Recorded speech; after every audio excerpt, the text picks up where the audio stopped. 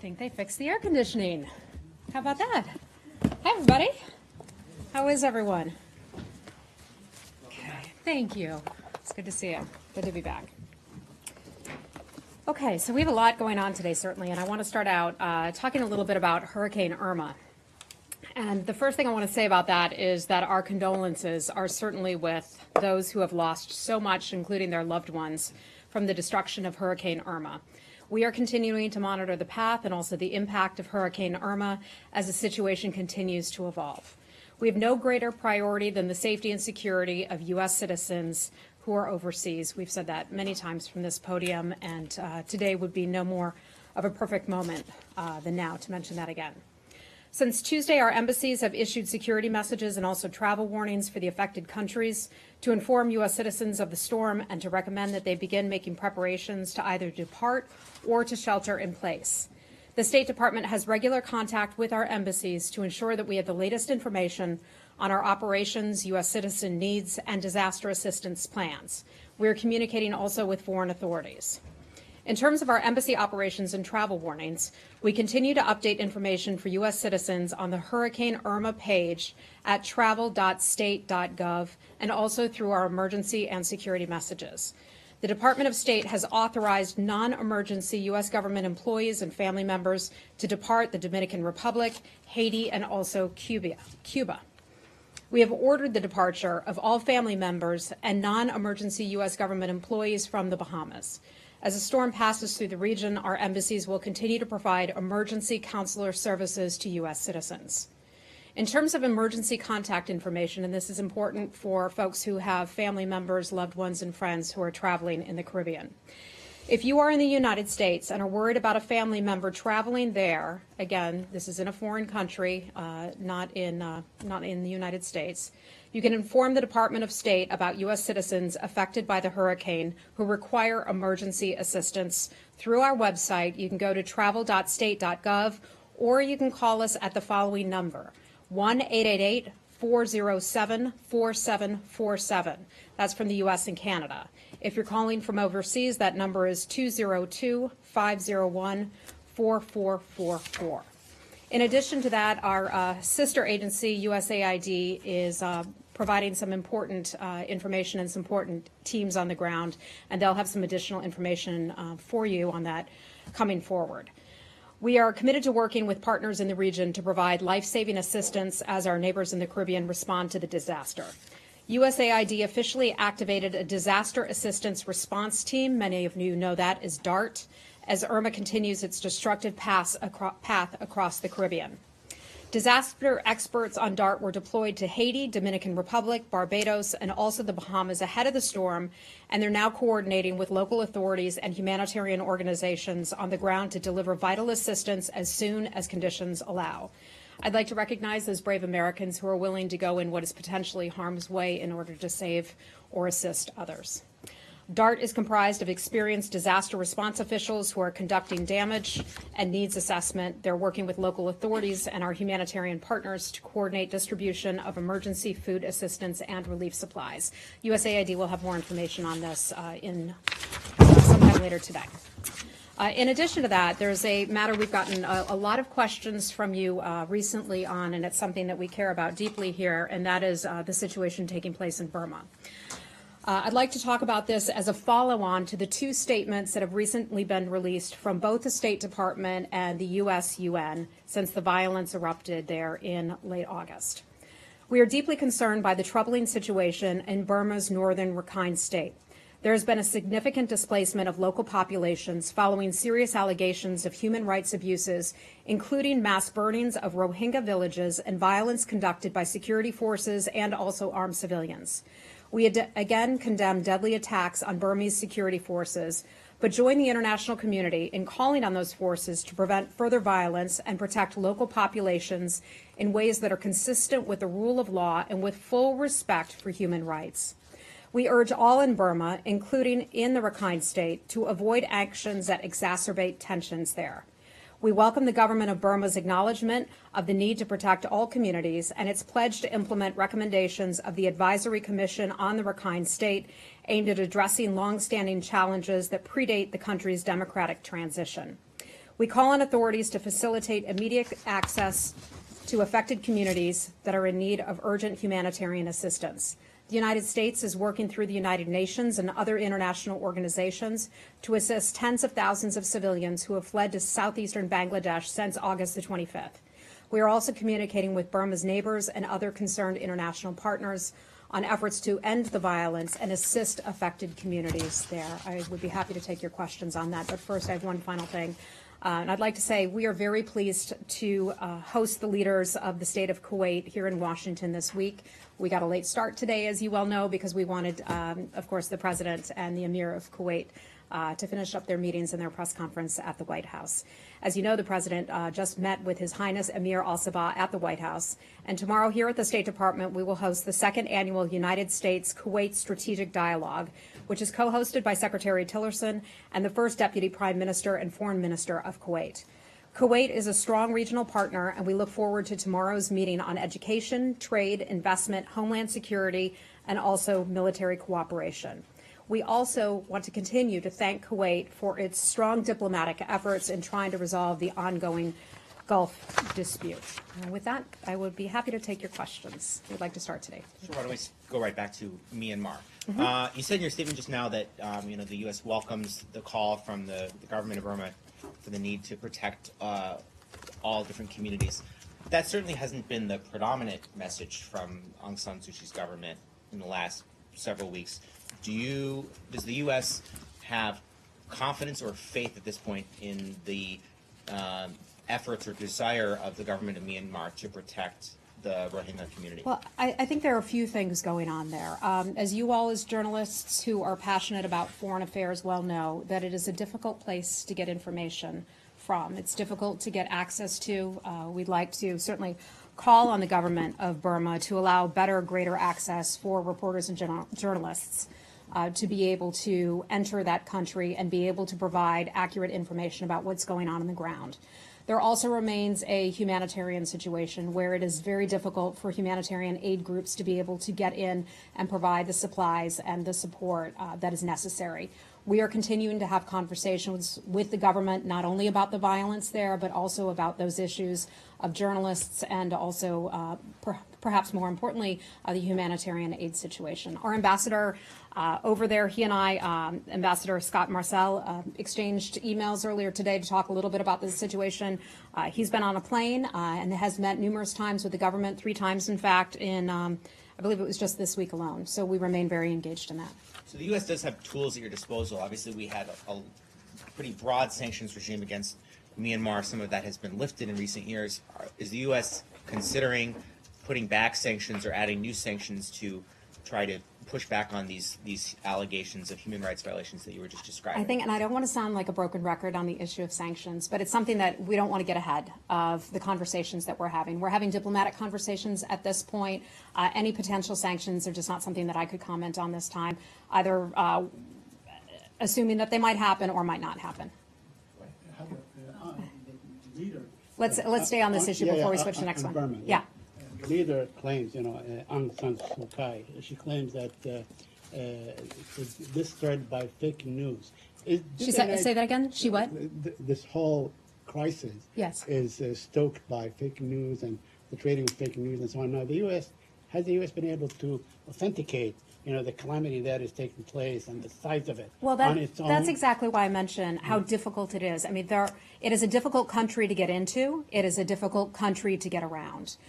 It doesn't have the roads and infrastructure that many other countries do have. So it's a difficult terrain in order to be able to get the facts on the ground that are accurate. That's why we certainly call on that country to help facilitate journalists being able to come in, aid groups to be able to come in. We work with those organizations, the aid groups, very closely and carefully in order to try to best assess the situation. It's a complicated situation. It's a complicated country and the situation going on there. We don't want to do anything that would inflame tensions, but we hope that we can get more solid information from the ground there.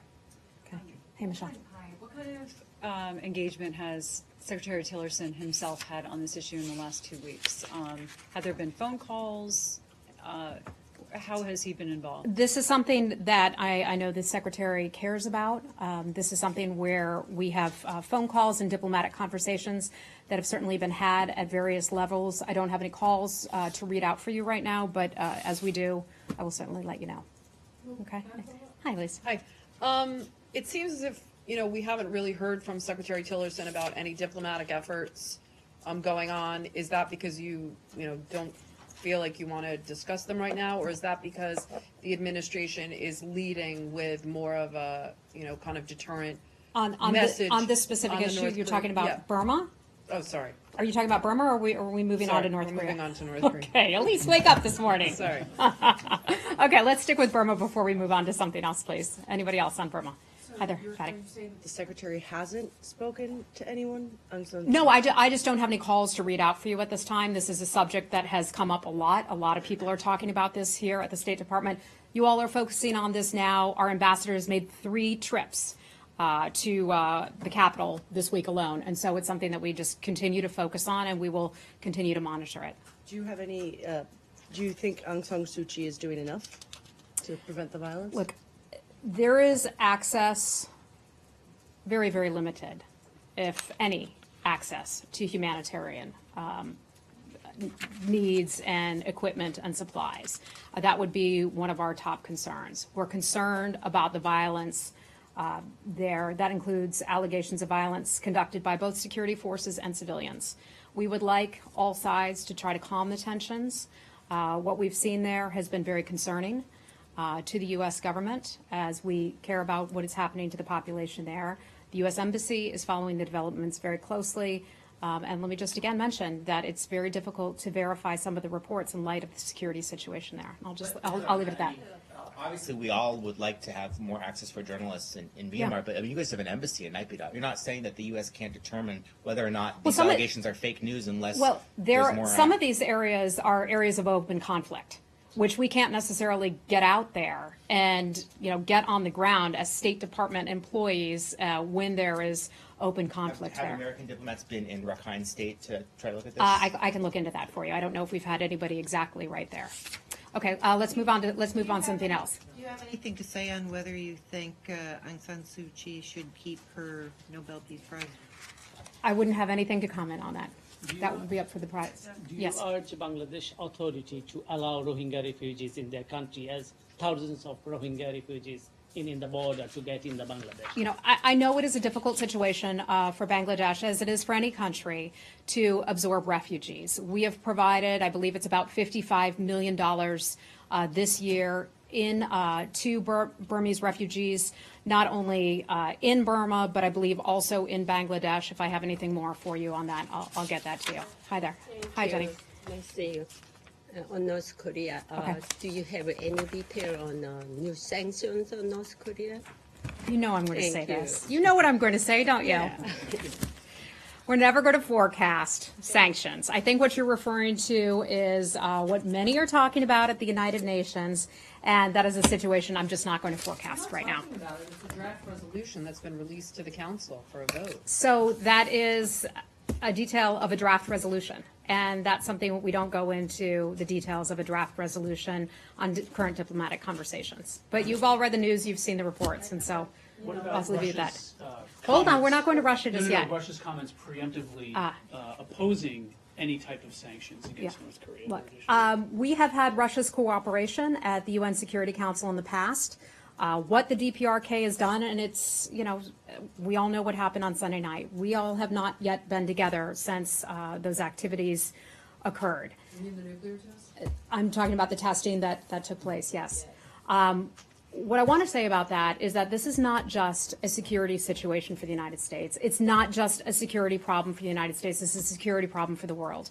China recognizes that. I think Russia recognizes that. We're getting different levels of cooperation. We were certainly happy when Russia backed the last round of UN Security Council resolutions. China did certainly as well. What is the administration assessment of the pressure campaign, given that you've had the intelligence assessment come public that they've miniaturized a warhead, you've had a missile fly over Japan, and you've had a hydrogen test. Yeah. Is it working? Yeah, that's a fair question. I mean, a lot of people look at the recent events that have occurred, especially on Sunday night, and ask, is the pressure campaign, is your diplomatic campaign working? It's a legitimate question. It is what we do here at the State Department.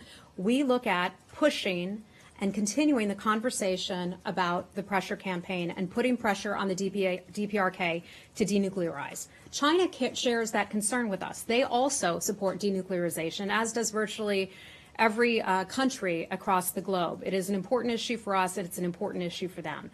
Yes, I can say that the pressure campaign is working. Now, when you see a test that took place on Sunday, you may think, goodness, that is not working, but that is not the case, and here's why. It can take a long, long time for sanctions to work. It can take a long time for a pressure campaign to work. It is not an overnight thing. It's not a big, sexy military operation. This is handled very, very differently. We will continue to push forward with this campaign. We are having success. One of the best areas of success that we can point to are all of the countries that we've had diplomatic conversations with, where we have asked those countries and discussed with those countries, and they frankly supported as well, closing down the size of, or excuse me, not closing down the size, limiting the size of DPRK missions in their own countries, limiting the number of guest workers. We've seen some recent success in Spain, in Peru, also Kuwait with regard to that, just to name a few.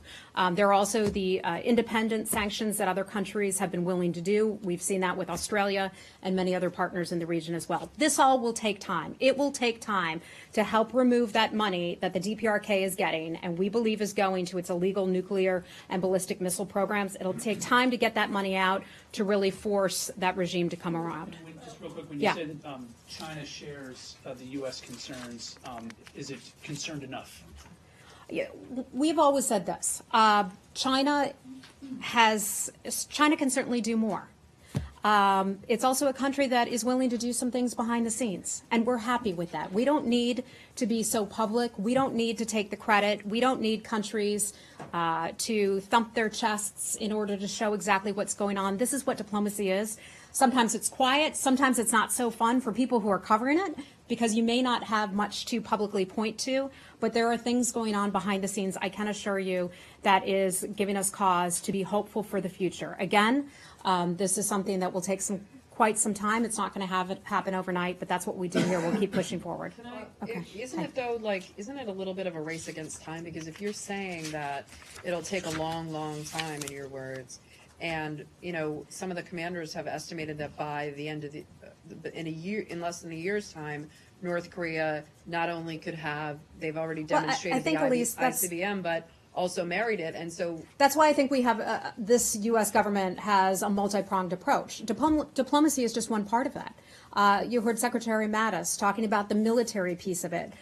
You've heard Secretary Mnuchin talk about the Treasury portion of it. We have Ambassador Haley, who's talking about the UN Security Council portion of it. So we're all working in concert together. I'm just speaking to our one piece of it, and we're plowing ahead. We're moving forward. But I mean, if you're hoping for a diplomatic solution, well, that's always the preferred. That's always the preferred approach, the diplomatic solution. So, do you think you have enough time? If the sanctions are going to take a really long time, do you think you have enough time to let a diplomatic solution play out? We are going ahead with the diplomatic solution. We are asking countries, our allies, our friends, our neighbors, you name it. Anybody we'll sit down and talk with, we are asking them to assist us. And it's not just assisting the United States. It's not, hey, help the United States here. It's help the world. Because the world has joined in condemning the United Nations, the United Nations, the European Union, NATO. All of these nations and entities are coming together condemning DPRK for its activities. So it's not just us. We're all helping out one another. Just one last one. The president didn't answer when asked today whether part of a solution would be accepting North Korea's nuclear status. What does the administration, and particular Secretary Tillerson? Our administration's view has not changed. We have long called for the denuclearization of the Korean Peninsula. I understand, but if you, part of the problem is that, you know, even before this administration, North Korea's program has grown considerably, as you can see. Well, let's point out, it's taken many, many years to get here. Well, I understand, but, you know, at some point, do you have a choice but to accept them as a nuclear state? Our position has not changed. Which is? We want the denuclearization of North Korea.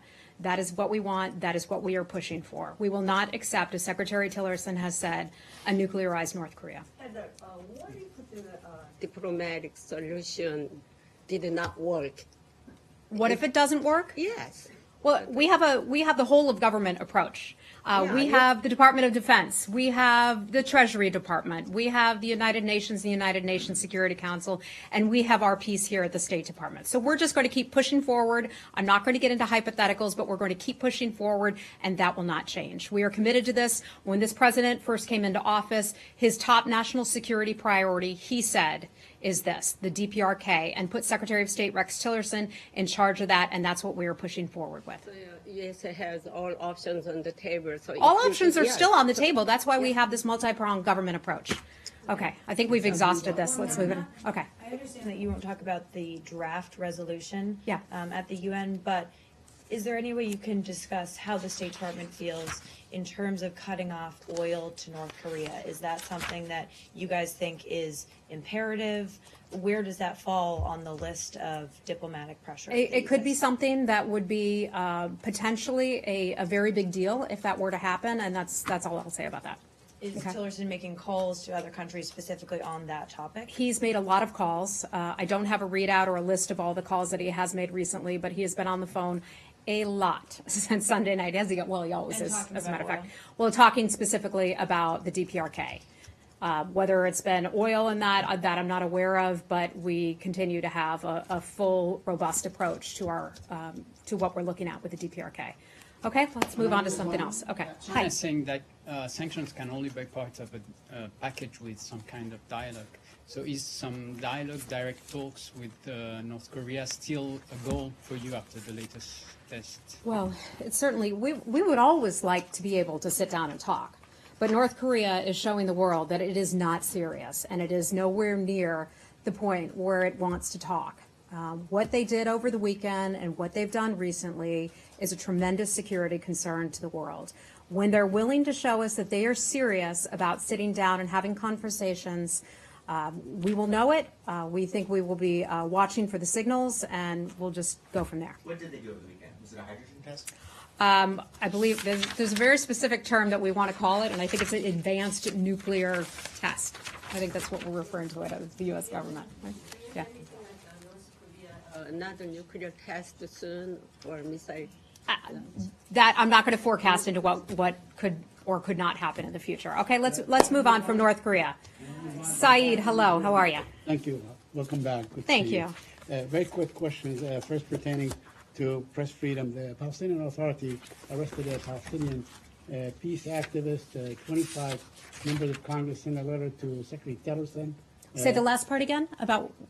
25 members of Congress sent a letter Yes. to Okay. Secretary Tillerson. Are you aware of that letter? Calling on him to use leverage so to have this person released today. 9 more members of Congress sent a letter to President Abbas. So, do you? I'm aware of that letter that was sent to Secretary Tillerson, and we've certainly seen the reports of the arrest that you mentioned. In general, and I'll say this again, it's important that governments protect the freedom of expression, the freedom of speech, and be able to create an atmosphere where all voices can be heard. And my other question pertaining to Ambassador David Friedman, he gave us an interview to the Jerusalem Post last Friday. Okay. And he termed the Palestinian territories as allegedly occupied. Has there been any departure from standard U.S. position that these territories are occupied?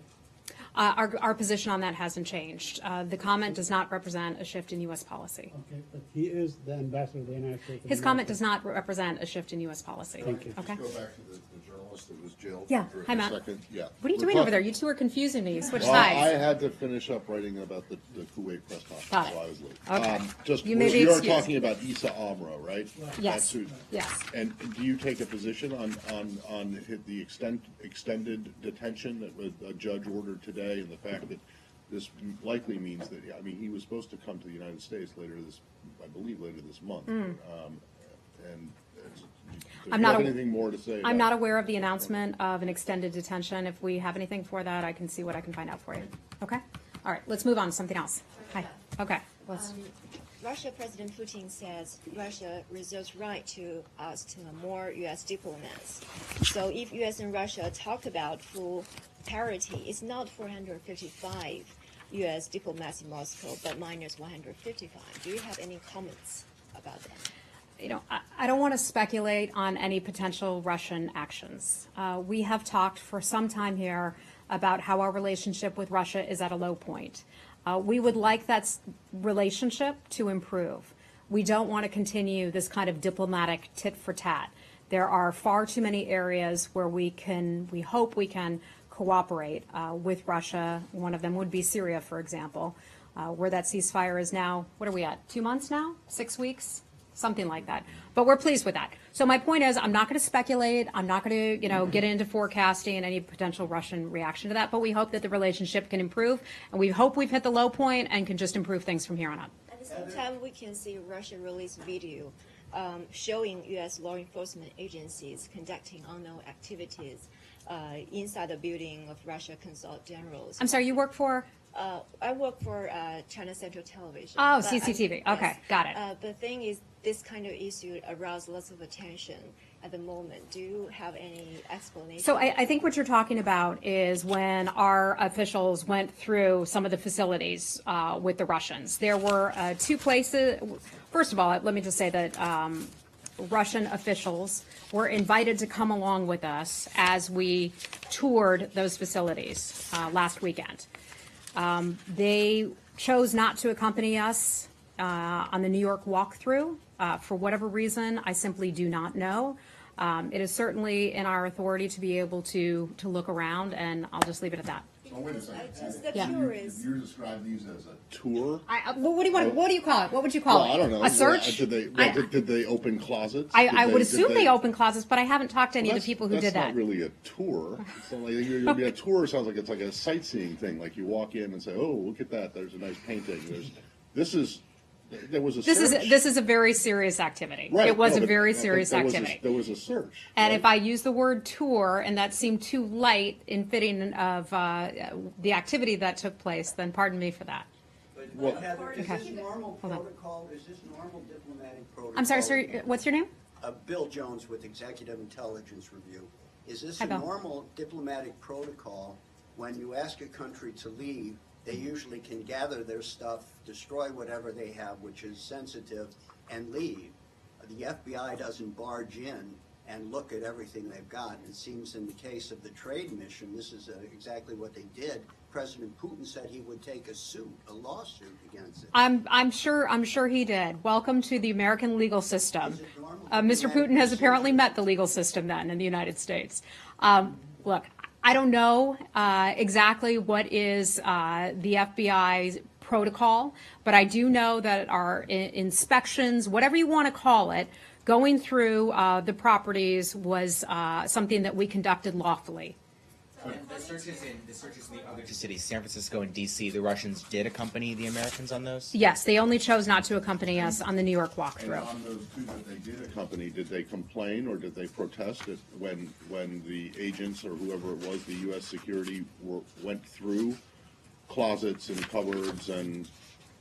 Not that I'm aware of. I can try to find out from our folks who were along for the ride, I but mean, was this like a police search? Or did they rip open mattresses and like upholstery off not chairs that I'm and aware stuff? of. Not that All I'm right. aware of. And the other thing, just having to do with Russia, is President Putin has expressed some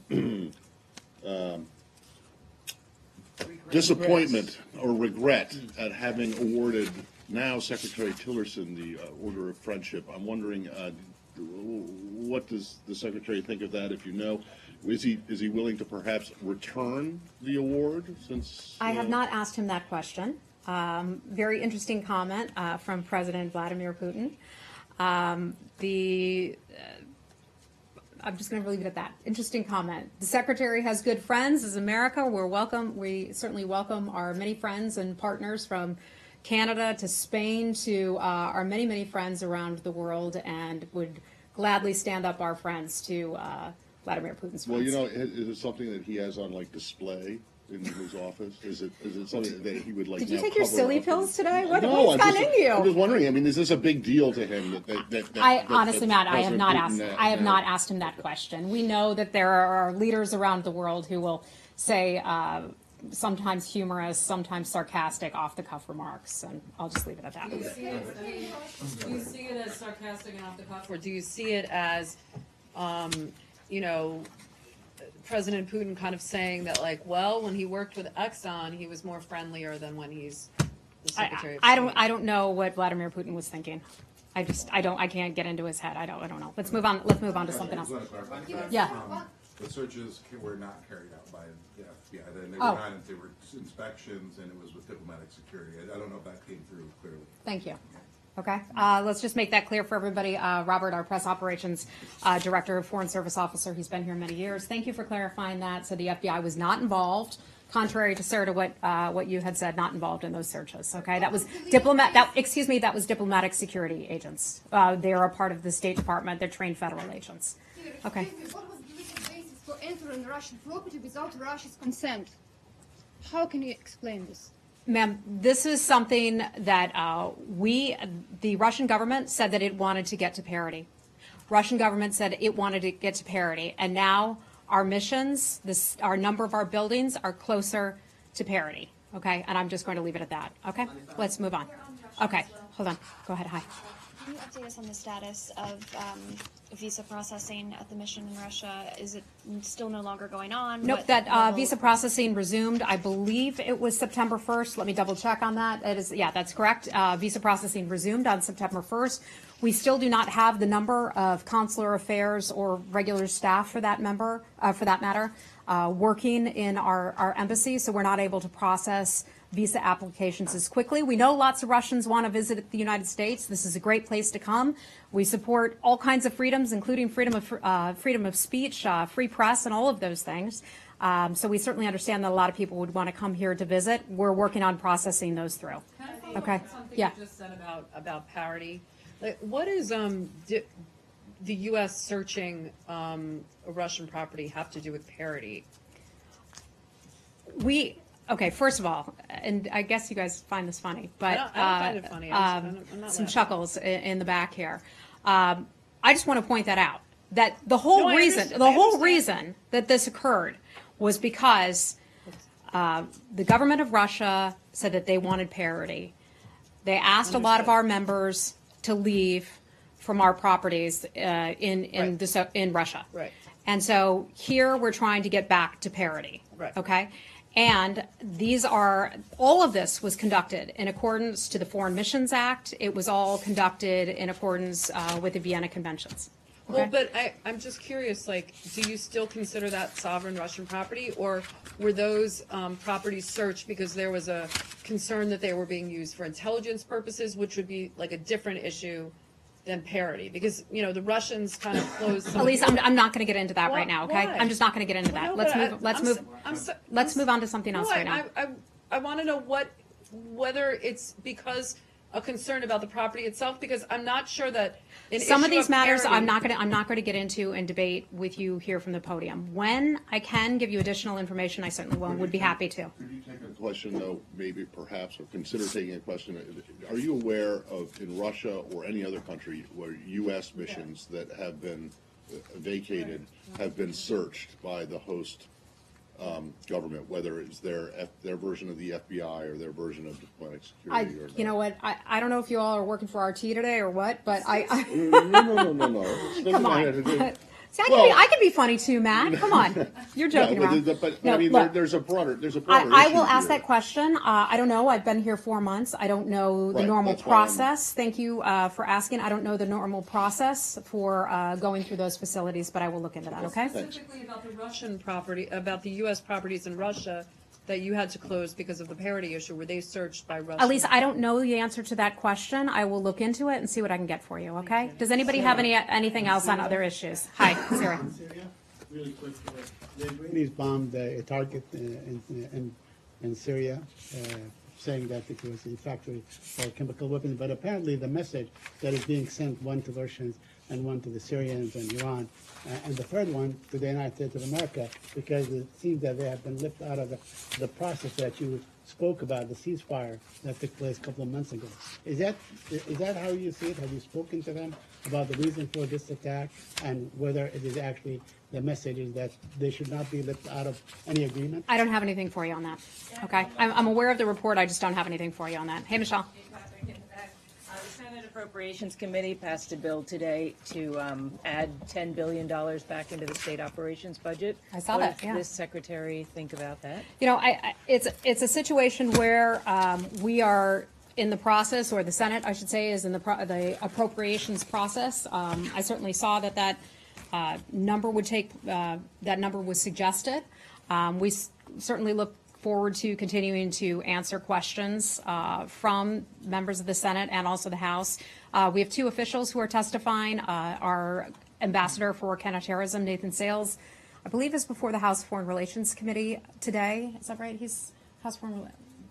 Where he's at House Foreign Relations, yeah, where he's testifying on the budget, and Ambassador Alice Wells, who is the acting Assistant Secretary of SCA, she's on the Hill testifying on the budget as well. So we'll just wait as that appropriations process works its way through. What should we expect? Because next week, I guess, is a deadline, the 15th, for the redesign. Or are we going to see the whole redesign by then, or are you still in the process? I'm not sure where that stands today. Okay. Okay. One more question. Yeah. Aside from the numbers, the comments made by, in particular, Senator Graham, but also the Democratic senator who name escapes me at the moment, are a pretty stark repudiation of not just the White House, the budget director, his earlier comments of this, but also the president and the secretary's own comments about the utility of soft power. In other words, diplomacy. Do you guys have anything to say about the fact that the lawmakers seem to hold it in higher regard than the current occupants of the current leadership of the? I don't know that that's really the case, Matt. I mean, No? we take our job here and our mission here very seriously, as does Secretary Tillerson. The president asked Secretary Tillerson to do this job many months ago because he felt that he was the best person for this job. So just because a budget reflects a smaller number on the part of the administration does not mean that diplomacy is not important.